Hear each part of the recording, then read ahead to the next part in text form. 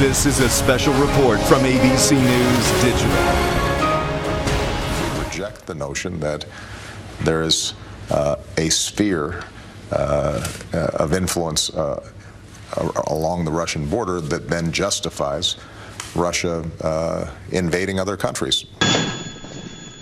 President Obama may reject it, but Russian tanks and troops are building up on the border with Ukraine as the deposed former leader, now in Russia, is calling for more secession votes across the country.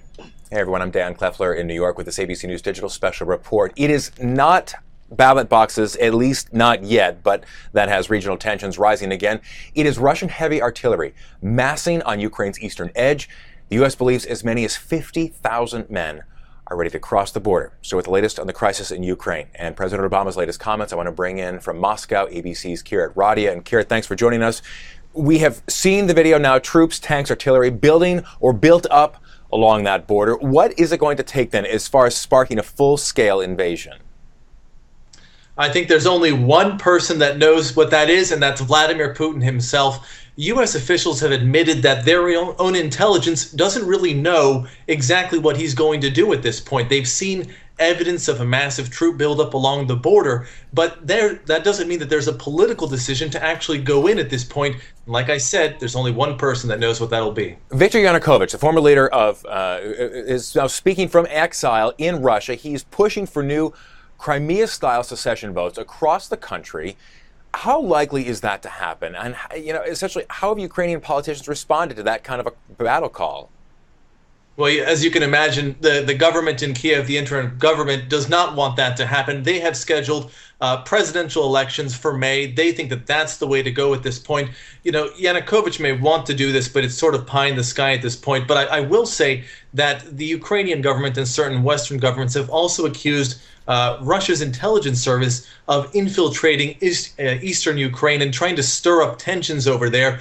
So if they do want to create a sort of Crimea-like situation, they could do that way. President Obama said this morning, in fact, that Vladimir Putin may, in fact, not be getting the West's message straight. This is what the president said. What I have repeatedly said is that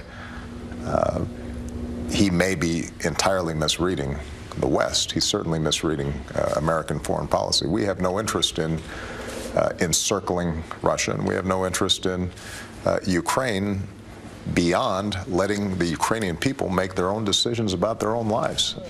So, Kirat, two questions on that. Do we think that Putin believes that statement? And really more, does that comment represent an attempt to de-escalate the situation from the president? I think that is an attempt to try to de-escalate the situation, but I don't think Putin's going to buy it. He looks back at Russian history past the Soviet Union, and he sees promises by U.S. presidents and leaders in Europe not to expand NATO towards Russia's borders, and that's exactly what they did in the late 90s. If you listen to Putin's speech just a couple days ago, or a week ago, I should say, that's what he talked about the most, that Russia was betrayed, and I don't think he trusts them at this point. You were talking a little bit about what was happening on the ground in Kiev right now, the seat of the new government. Who is protesting? What are they after? Well, there are several people outside of the parliament right now in Kiev. They are members of a radical right-wing group called Pravy Sektor, the right sector, and they're the ones who were actually in the middle of that battle against riot police in Kiev last month. And they are protesting because one of their leaders was killed in a raid just a few days ago, and they want the interior minister to resign. These are the folks that when Russia goes and says that there are fascists taking over the government in Kiev, these are the guys they're talking about. Of course, they don't have wide support, but every time something like this happens, it gives the Russians an opportunity to use their propaganda to say that this is what's coming after the Ukrainian people. Ukraine caught in between U.S. and Russian diplomacy and hundreds of miles above the ground in Kiev. It is not necessarily all bad between Russia and the United States, at least once you leave Earth's orbit. How is it going at the International Space Station on that collective effort with cosmonauts and astronauts up there? Yeah, they blasted off a couple days ago and arrived at the International Space Station today. I guess, in the U.S. we like to say that politics ends at the water's edge, but maybe international politics ends at the stratosphere's edge. Yeah, well, that is certainly something that maybe we could look at as a reflection for how diplomacy should be working a little bit closer to home. Today, an anniversary of sorts. No war in Crimea in 2014, not yet anyway. Can't say the same, though, for this date 160 years ago. What were they fighting over back then? And is it a reflection of what's happening today?